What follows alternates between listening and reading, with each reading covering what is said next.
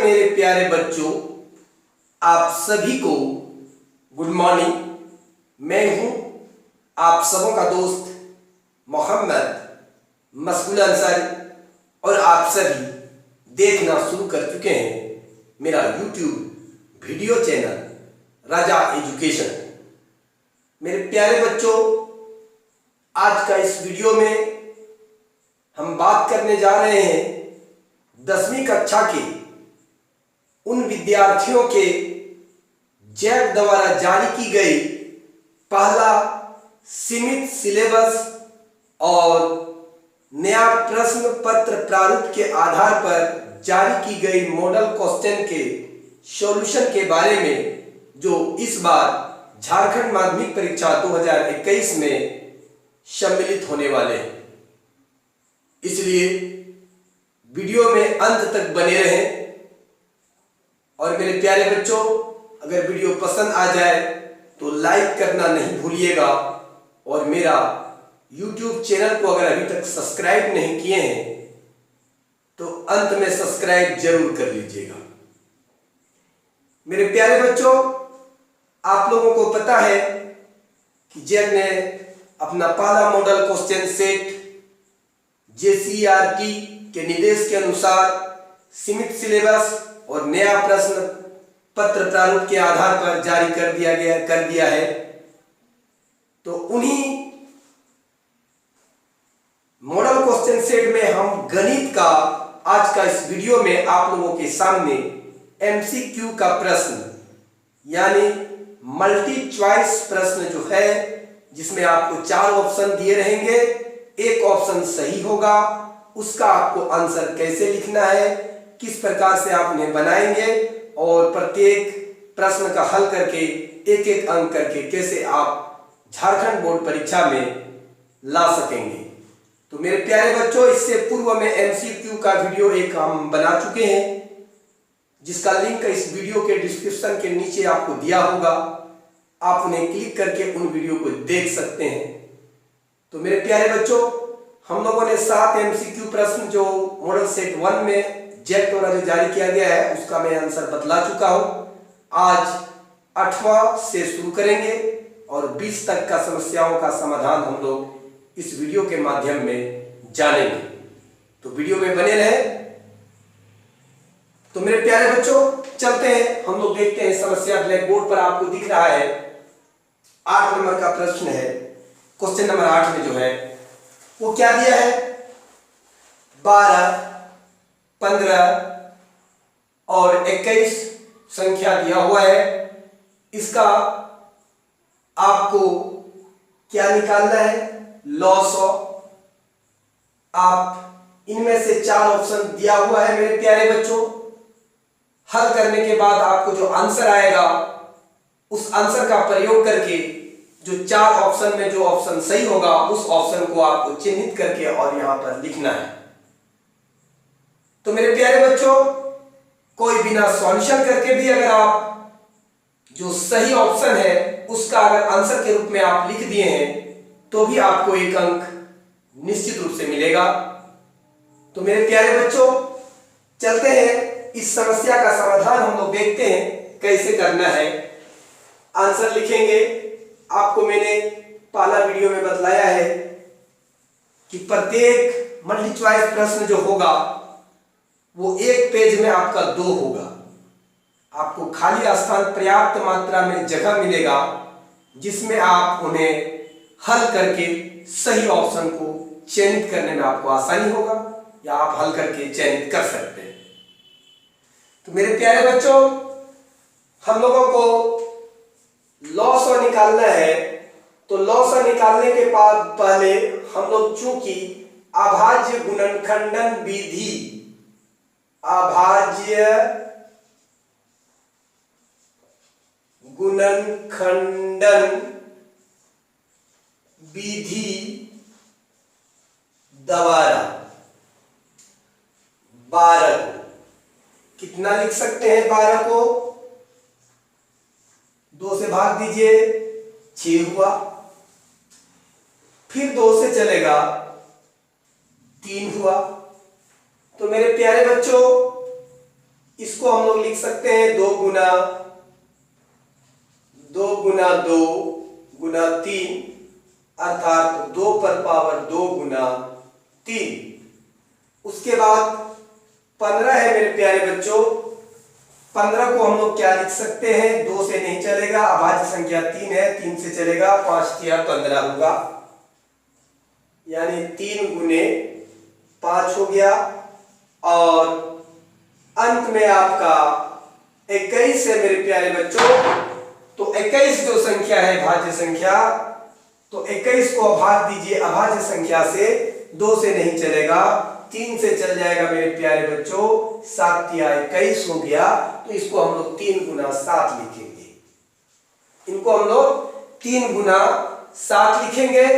तो मेरे प्यारे बच्चों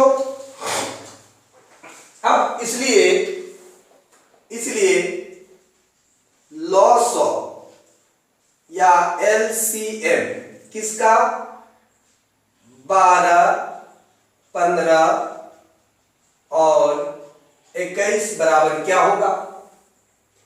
तो मेरे प्यारे बच्चों सबसे पहले एलसीएम का तरीका ये है कि आपको जितनी सारी ये अभाज्य गुणनखंडन में अभाज्य संख्या आया उसको क्रम वाइज आप लिख दीजिए, बढ़ते क्रम में या घटते क्रम में। तो पहला अभाज्य संख्या 2 है, दूसरा अभाज्य संख्या 3 है, तीसरा अभाज्य संख्या 5 है और 7 है। इतनी अभाज्य संख्या है। अब प्रत्येक अभाज्य संख्या का मैक्सिमम पावर देखना है हमको, प्रत्येक अभाज्य संख्या का मैक्सिमम पावर देखना है। जितनी सारी अभाज्य संख्याएं थी मैंने उसको नोट कर दिया। अब मैक्सिमम पावर, जैसे 2 का मैक्सिमम पावर कितना है, 2 है, 3 का तो 1 ही है, 5 का भी 1 है, 7 का भी 1 है। आप गुना कीजिए, 2 दूनी 4, 4 तिया 12, 12 पंचे 60, 60 और 7 को गुना करेंगे, 7 चौक 42, यानी 420 आएगा। यानी लॉस जो निकला आपको 12, 15 और 21 का, वो कितना आया, 420। तो मेरे प्यारे बच्चों अब आप जब सॉल्यूशन कर लिए हैं तो आपको अब 420 देखना है कि कौन सा ऑप्शन में ये मैच कर रहा है। तो मेरे प्यारे बच्चों आप देखिए कि ये बी नंबर का ऑप्शन से आपको मैच कर रहा है। तो आंसर, इसलिए इसका आंसर जो होगा वो आपका कौन सा ऑप्शन आ गया, बी आ गया। ये ऑप्शन बी आपका आंसर हो गया। तो मेरे प्यारे बच्चों अगर आप बिना बनाए भी अगर ऑप्शन बी यहां पर ऐसे खाली लिख देते हैं आंसर के रूप में, अगर केवल बी भी लिखते हैं तो भी आपको 1 नंबर मिल जाएगा। लेकिन प्रश्न ये उठता है कि आप ऑप्शन बी को चयनित कैसे करेंगे जब तक आप उसका एलसीएम नहीं निकालेंगे। तो इसलिए आपको एलसीएम निकाल करके जो आंसर आएगा उस आंसर का उपयोग करके सही ऑप्शन को आपको चयनित करना है मेरे प्यारे बच्चों, और चयनित ऑप्शन का आपको आंसर के रूप में लिखना है। तो मेरे प्यारे बच्चों ये था आपका पहला प्रश्न का हल। अब हम लोग दूसरा प्रश्न के बारे में जाएंगे। दूसरा प्रश्न आपको क्या कर रहा है, 9 नंबर का प्रश्न जो आपको दिख रहा है वो आपका प्रश्न है द्विघात बहुपद से संबंधित, द्विघात बहुपद के शून्यकों के संबंधित। तो जैसे कि आपको पता है बहुपद के शून्यकों और गुणांकों के बीच में कुछ फॉर्मूला है, उस फॉर्मूला को आपको जानना होगा, ठीक है। तो शून्यकों और गुणांकों के बीच में जो रिलेशन है मेरे प्यारे बच्चों, जो संबंध है द्विघात बहुपद के शून्यक हम लोग को ज्ञात करने के लिए क्या करना पड़ता था, उस बहुपद को 0 के बराबर करना पड़ता था और उसको हल करके जो चर का मान निकलता था वही उसका शून्यक कहलाता है। तो द्विघात बहुपद के शून्यकों और उसके गुणांकों के बीच में क्या रिलेशन है, स्टैंडर्ड फॉर्म जो द्विघात बहुपद का है वो है ax² + bx + c, और इसका जो मूल कहते हैं, शून्यक कहते हैं, एक शून्यक का नाम अल्फा और दूसरा शून्यक का नाम बीटा है। तो ये शून्यांकों और गुणांकों के बीच में a b c गुणांक हो गया, तो शून्यांकों और गुणांकों के बीच में जो रिलेशन है द्विघात बहुपद के द्विघात बहुपद ax² plus bx plus c के शून्यकों एवं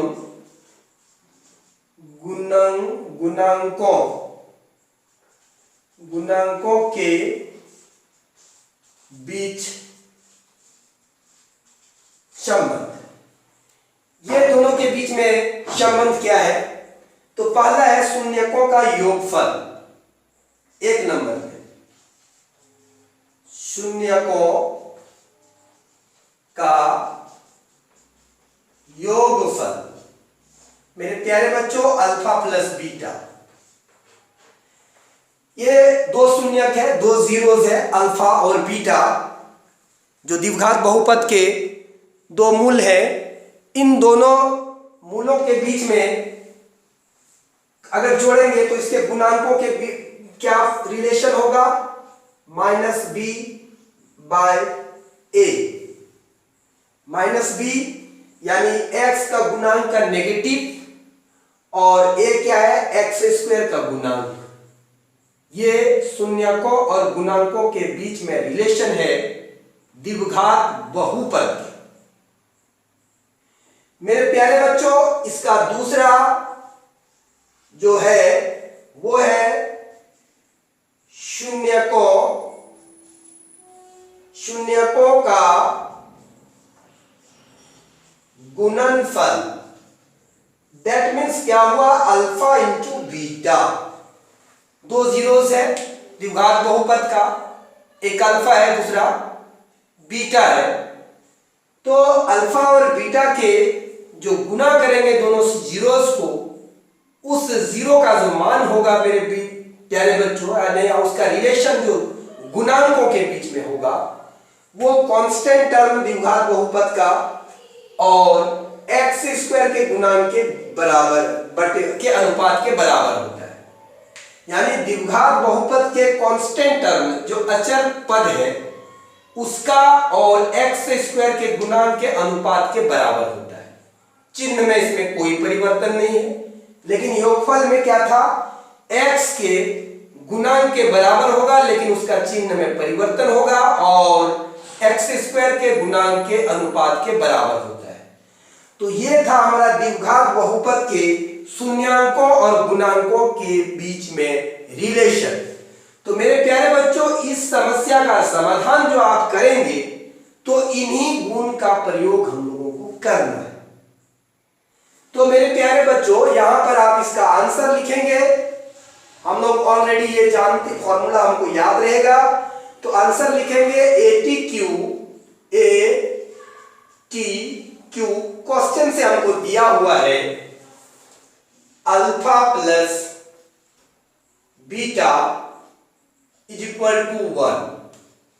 ये हमें दिया हुआ है। और मेरे प्यारे बच्चों, इसमें जो दिया हुआ है अल्फा प्लस बीटा का मान है -b बाय a, और इसका मान हमारा कितना है? 1 है। तो इसको 1/1 कर दीजिए। यहां तक समझ में आ गया? अल्फा प्लस बीटा शून्यांकों का योगफल आपको यहां पर देखिए 1 दिया हुआ है, उसको हमने लिखा। अल्फा प्लस बीटा का फॉर्मूला -b बाय a होता है, -b बाय a हमने रख दिया। अब शून्यांकों और गुणांकों के बीच के ये जो है, इसको कंपेयर कीजिएगा मेरे प्यारे बच्चों। तो कंपेयर करने के बाद दिस इंप्लाइज दैट आपको जो मिल जाएगा वो -b बराबर 1 मिलेगा और a बराबर आपको 1 मिलेगा। तो इसका मतलब ये हो गया मेरे प्यारे बच्चों कि b का मान आप निकालेंगे तो -1 हो जाएगा और a का मान निकालिएगा तो आपको 1 हो जाएगा। वो -1 और ये +1 हो गया। यहां तक हमको पता चल गया। अगला फिर ATQ, फिर ए टी क्यू से आपको अल्फा इंटू बीटा दिया हुआ है, शून्यांकों के गुणनफल दिया हुआ है। हम लोग इसका रिलेशन क्या जानते हैं, कांस्टेंट टर्म और एक्स स्क्वायर के गुणांकों का अनुपात। मेरे प्यारे बच्चों, आपको दिस इंप्लाइज दैट, ये आपको दिया हुआ है, पहले इसका मान लिखते हैं, कितना है, 1 दिया हुआ है। दिस इंप्लाइज दैट इसका होता है c बाय ए, और ये आपका हो गया 1/1। मेरे प्यारे बच्चों, अब आप इस दोनों के कंपेयर कीजिए कि दिस इंप्लाइज दैट a बराबर आपका 1 आ गया और आपका c बराबर भी 1 आ गया। तो यहां पर मेरे प्यारे बच्चों आपको दोनों देखना है, a का मान यहां पर जो आएगा और यहां जो a का मान आएगा, वो दोनों का मान आपको सेम आना चाहिए। अगर एक ही नहीं आता है तो जिसका a का मान ज्यादा होगा उस a का मान दूसरा वाले में ऊपर नीचे गुना करके हम लोग बराबर कर देंगे। तो ये a का मान बराबर हो गया। तो अब हमको a, b और c पता चल गया मेरे प्यारे बच्चों। तो अब हम लोग इसलिए द्विघात बहुपद, इसलिए द्विघात बहुपद बराबर ax² plus bx plus c is होगा, a का मान 1 है, x², b का मान -1 है, x और c का मान 1 है। आप इसको गुना करेंगे, x² - x प्लस 1 आएगा मेरे प्यारे बच्चों। तो यहां पर आप ऑप्शन में खोजिए, आपने द्विघात बहुपद निकाल दिया जिसका शून्यांकों का योगफल और गुणनफल दोनों 1 है, तो उनका जो है आपका x² - x प्लस 1 आ गया। तो मेरे प्यारे बच्चों, ये ऑप्शन में आपको कौन सा ऑप्शन दिख रहा है, तो वो ऑप्शन दिख रहा है आपको ए। तो आपका आंसर जो आ जाएगा वो आंसर होगा ए। तो मेरे प्यारे बच्चों, आप इन्हें इतना हल करके ऑप्शन लिख सकते हैं, या आप डायरेक्ट आंसर अगर ए भी लिखते हैं तो भी आपको 1 नंबर मिल जाएगा। ठीक है मेरे प्यारे बच्चों, तो हम लोग चलते हैं, देखते हैं अगला समस्या का मेरे प्यारे बच्चों, अगला प्रश्न आप देख रहे हैं, आपको 10 नंबर में एक द्विघात बहुपद दिया हुआ है t² - 15। तो आपको इनके शून्यकों के मान का चयन करना है। 4 ऑप्शन आपको दिया हुआ है, इनमें से कौन सा ऑप्शन का आपका आंसर सही है वो आपको हल करके आंसर निकाल करके और उसको चुनना है और उसको आंसर के रूप में लिखना है। तो मेरे प्यारे बच्चों, इसका आंसर जब लिखेंगे हम, अगर कोई डायरेक्ट इसको बी लिख देता है, छोड़ देता है, आंसर के रूप में पहले ही बी लिख देता है, तो उसको भी 1 नंबर मिलेगा। अगर आप बी नहीं लिख के क्या करते हैं कि बहुपद t² - 15 के शून्यकों के लिए t² - 15 = 0, तो दिस इंप्लाइज दैट t² बराबर कितना हो जाएगा, 15। दिस इंप्लाइज दैट t बराबर क्या हो गया, ±√15। अतः हमारा जो t का मान हुआ वो एक बार हो गया -√15 और एक बार हो जाएगा +√15। t का मान एक -√15 और एक +√15। तो मेरे प्यारे बच्चों, आप देखिए ऑप्शन बी ही आपका सही है। तो आप इन्हें हल कर करके और ऑप्शन यहां पर आंसर में आपको बी लिखना है। तो आप हल करके लिख सकते हैं या आप डायरेक्ट भी लिख सकते हैं, बिना हल किए भी लिख सकते हैं। लेकिन बिना हल किए आपको ऑप्शन कैसे पता चलेगा, आंसर कैसे पता चलेगा कि कौन सा सही है। अगर आपको अंदाजा लग जाता है तो आप उन्हें लिख सकते हैं डायरेक्ट, मेरे प्यारे बच्चों, आप इनका हल इस प्रकार भी कर सकते हैं, जैसे टी स्क्वायर आप इन्हें कीजिए या आप इसको यहां से आप चेंज कर सकते हैं इसका आंसर को हल करने के लिए, कि ऐसे नहीं करेंगे तो हम ऐसा भी हल कर सकते हैं। दिस इंप्लाइज दैट आप इन्हें टी स्क्वायर कीजिए, यहाँ रूट लगा दीजिए 15 के साथ और स्क्वायर कर दीजिए और ये 0 हो गया।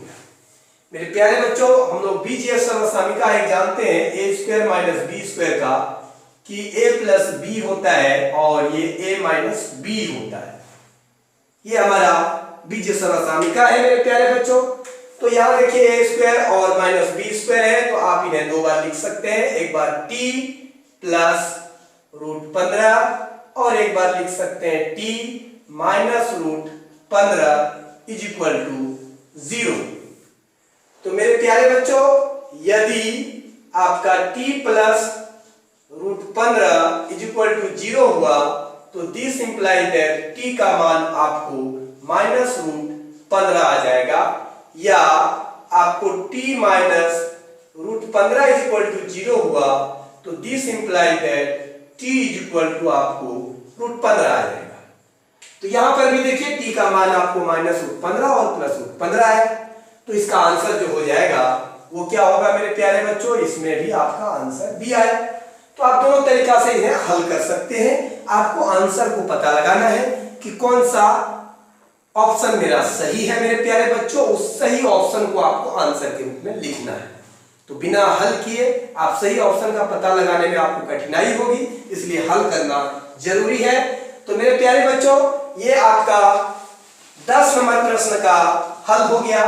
अब आप देखिए 11वां नंबर का प्रश्न आपको जो दिया हुआ है उस प्रश्न के बारे में देखिए। हम लोग द्विघाती सूत्र जो होता है वो मूल ज्ञात करने के लिए वो फॉर्मूला आपको पता होगा कि द्विघात बहुपद अगर द्विघात समीकरण अगर आपको दिया हुआ है तो उसका मूल ज्ञात करने के लिए जो सूत्र होता है मेरे प्यारे बच्चों, द्विघात समीकरण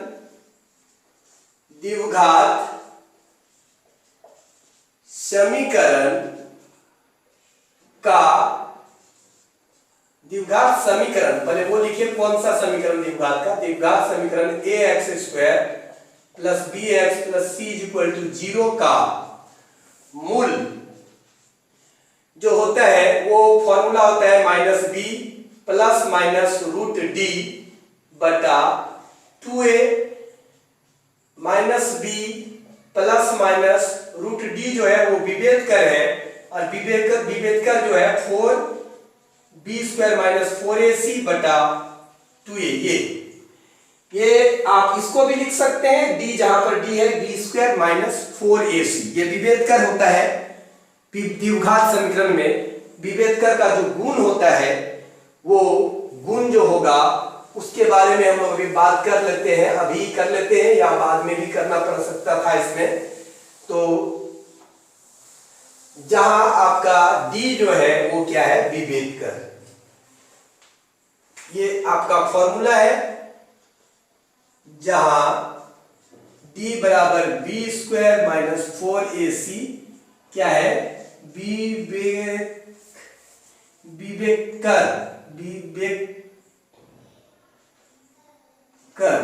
डिस्क्रिमिनांट लिखिए ना, विभेदकर यानी डिस्क्रिमिनांट, डी फॉर डिस्क्रिमिनांट।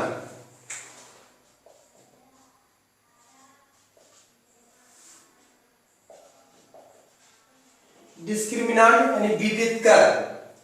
तो विभेदकर जो है यानी इसको हम लोग विभेदकर लिख सकते हैं, इसको अगर हिंदी में लिखें विभेदकर, तो विभेदकर या डिस्क्रिमिनांट ये फॉर्मूला है। तो मेरे प्यारे बच्चों, इसका कुछ कंडीशन है, एक नंबर में इसका कुछ रूल है। यदि एक नंबर में d इज ग्रेटर देन 0 तो द्विघात समीकरण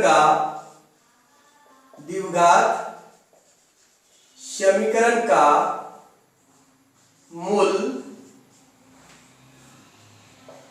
वास्तविक और असमान होगा।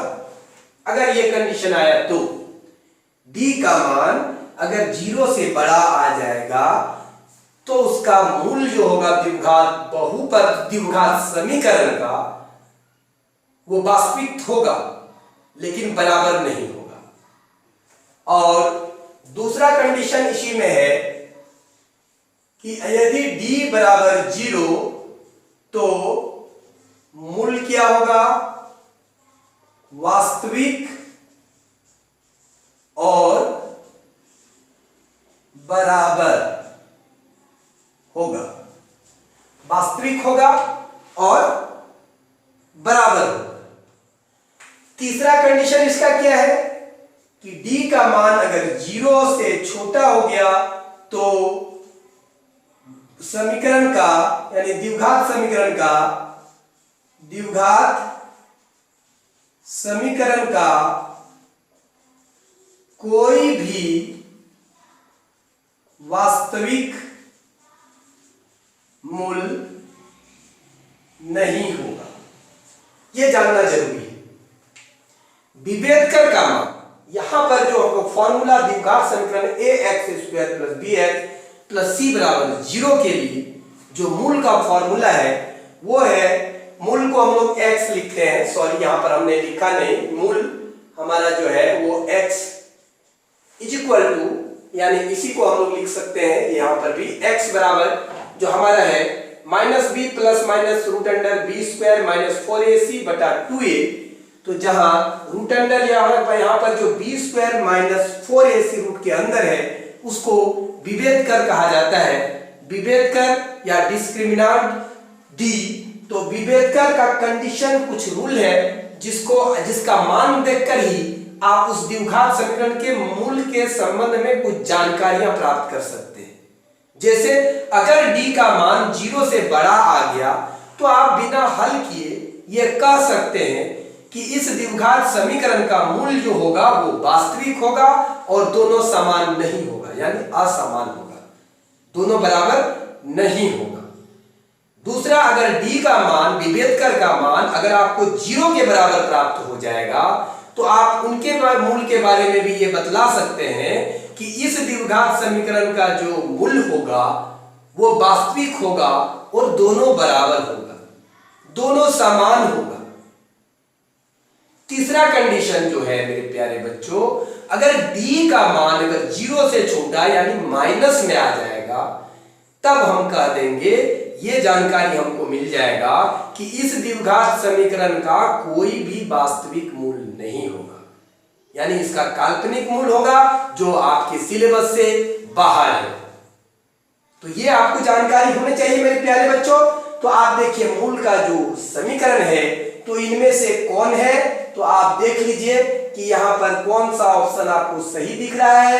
फॉर्मूला आपके सामने है तो आप 1 नंबर का मिलाइए, पूरा पूरा मिल जाएगा, यहाँ कंफ्यूजन नहीं लाइएगा। यहाँ 2 है केवल, यहाँ a है केवल, यहाँ 2 नहीं है, यहाँ a नहीं है, इसे 2a आपका ऑप्शन a सही है मेरे प्यारे बच्चों।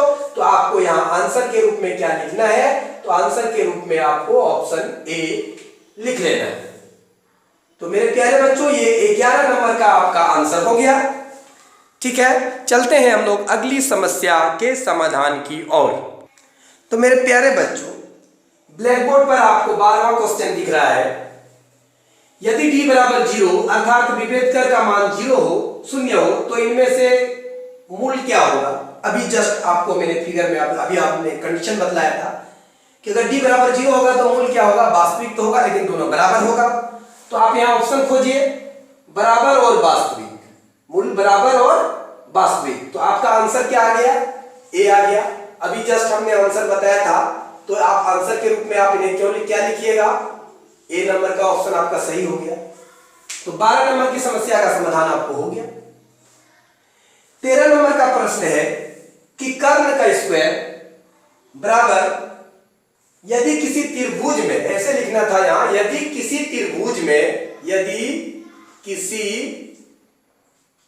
त्रिभुज में कर्ण का स्क्वायर बराबर लंब का स्क्वायर जोड़ आधार का स्क्वायर हो तो वह कैसा त्रिभुज होगा।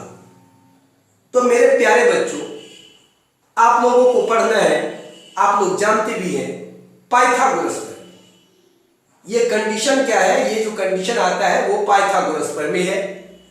कर्ण का स्क्वायर किसी त्रिभुज में बराबर लंब का स्क्वायर जो आधार का स्क्वायर होता है। तो आपको पता है कि वो त्रिभुज कौन सा होगा। आपने पाइथागोरस प्रमेय 6.8 पढ़ा होगा, उसमें कौन सा त्रिभुज के बारे में हम लोग चर्चा करते हैं, समकोण त्रिभुज के बारे में।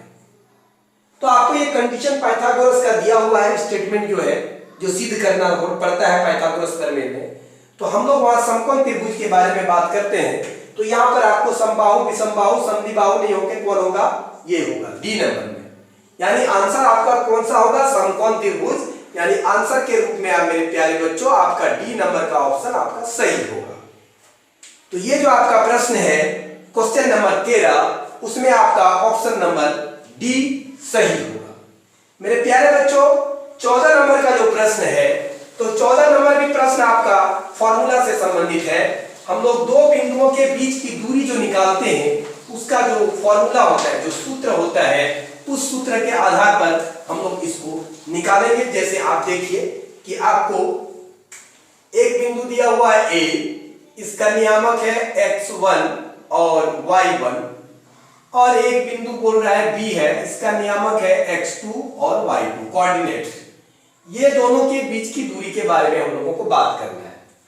तो मेरे प्यारे बच्चों हम लोग डिस्टेंस फॉर्मूला, दूरी सूत्र जो जानते हैं, जो दूरी सूत्र होता है, यानी इसका ए बी जो मान होगा वो हम लोग जो निकालने का तरीका जो जानते हैं वो क्या होता है, अंडर रूट होता है। और बिंदु बी का भुज को पहले, सबसे पहले आपको ये बतला दें कि आपका ऑप्शन में जो एक नंबर में यहाँ x1 है, आप इन्हें x2 कर देंगे, तभी आपका सही ऑप्शन आएगा। बाकी जितना है ठीक है, खाली यहां पर 1 की जगह 2 कर दीजिएगा। तो मेरे प्यारे बच्चों पहले क्या होता है, बिंदु बी का जो भुज होगा उसमें से बिंदु ए का भुज को घटाना है और घटा के वर्ग कर देना है, प्लस चिन्ह देना है। अब बिंदु बी का जो कोटि है उसमें से बिंदु ए का कोटि को घटाना है और इसका वर्ग कर देना है। तो यही बिंदु ए का भुज माइनस बिंदु बी का भुज निकाल करके उसका वर्ग करना है, जोड़ हमको क्या करना है कि बिंदु बी का कोटि में से बिंदु ए का कोटि को घटा करके जो मान आएगा उसका स्क्वायर करके जोड़ेंगे और उसका वर्गमूल निकाल देंगे। तो यही हमारा इतना मात्रक जो होगा वो हमारा क्या निकलेगा, डिस्टेंस निकलेगा बिंदु ए और बी का। तो मेरे प्यारे बच्चों ये 14 नंबर में आप देखिए बिंदु ए और बी का नियामक इतना दिया हुआ है कि बीच की दूरी इनमें से क्या होगा। तो आप देखिए फॉर्मूला मैच कीजिए, तो आपको कौन सा ऑप्शन मैच कर रहा है, तो मैच आपका ऑप्शन नंबर ए कर रहा है। तो मेरे प्यारे बच्चों इसका आंसर क्या होगा, आपका ए आंसर होगा। आप इन्हें बना करके भी लिख सकते हैं या तो आप डायरेक्ट लिख सकते हैं। आप बना करके भी लिख सकते हैं और डायरेक्ट लिख सकते हैं। मेरे प्यारे बच्चों हम सोच रहे थे कि आज सब मल्टी चॉइस प्रश्न हो जाएगा, लेकिन वीडियो बहुत लंबा हो रहा है, इसलिए हम यहीं पर कल भी 7 प्रश्न बतलाए थे, आज भी 7 मल्टी चॉइस प्रश्न आपको बतलाया गया। अब जो हमारा 6 प्रश्न मल्टी चॉइस का बच गया वो अगले वीडियो में अगले दिन बतलाएंगे। तो आज का वीडियो मैं यहीं समाप्त करता हूं। तो मेरे प्यारे बच्चों उम्मीद है आप लोगों को वीडियो जरूर पसंद आया होगा। तो अभी तक अगर वीडियो को लाइक नहीं किए हैं तो प्लीज इसे लाइक कर दीजिए, और मेरा यूट्यूब वीडियो चैनल रजा एजुकेशन को अगर आप सब्सक्राइब नहीं किए हैं तो प्लीज अपने आने वाले बोर्ड परीक्षा 2021 का अपडेट प्राप्त करने के लिए चैनल को सब्सक्राइब जरूर कर लीजिए। और ये बिल्कुल फ्री होता है मेरे दोस्त, इसमें कोई पैसा या शुल्क नहीं लगता है। जैसे ही लाल कलर से लिखा हुआ सब्सक्राइब बटन को आप क्लिक करने जाएंगे वो सफेद हो जाएगा और बगल में एक बेल आइकन की घंटी बनी हुई दिखाई देगी। आप अगर उन्हें उस घंटी को टच कर देते हैं, 3 ऑप्शन आएगा जिसमें ऑल का ऑप्शन सबसे पहले होगा। अगर आप उन्हें टच कर देते हैं उससे ये फायदा होगा कि आप मेरा चैनल से डायरेक्ट जुड़ जाएंगे, जिससे ये बेनिफिट होगा कि मैं जो भी वीडियो बनाकर अपना चैनल पर अपलोड करूंगा उन सारे वीडियो का नोटिफिकेशन सबसे पहले आपके मोबाइल पर जाएगा। इसलिए झारखंड बोर्ड परीक्षा 2021 से जितनी महत्वपूर्ण जानकारियां होगी उन सारी जानकारियों को सबसे पहले आपको मिलेगा। और कोविड-19 के कारण जो आपकी पढ़ाई में जो बाधा उत्पन्न हुई है, जिसके कारण जैक ने जो सीमित सिलेबस किया है और नया प्रश्न पत्र प्रारूप तैयार मॉडल सेट बनाया है या प्रश्न पत्र मतलब दिया गया है, अपलोड किया है, उनके आधार पर सबसे पहले अपने समस्याओं का समाधान करके और अपने सिलेबस को पूरा करके आगामी होने वाले झारखंड माध्यमिक परीक्षा 2021 में गणित विषय में अच्छे अंक हासिल कर सकते हैं। मेरे प्यारे बच्चों, इस वीडियो का लिंक अपने दोस्तों, अपने साथियों के बीच में जरूर से जरूर शेयर कर दें, ताकि वो भी आने वाले बोर्ड परीक्षा 2021 के महत्वपूर्ण समस्याओं के समाधान को पहले देखकर आने वाले झारखंड बोर्ड परीक्षा 2021 में अपने गणित विषय में अच्छे अंक हासिल कर सके। अंत में आप सभी दोस्तों और मेरे प्यारे बच्चों को अंत तक वीडियो देखने के लिए मैं दिल से बहुत बहुत धन्यवाद देता हूं।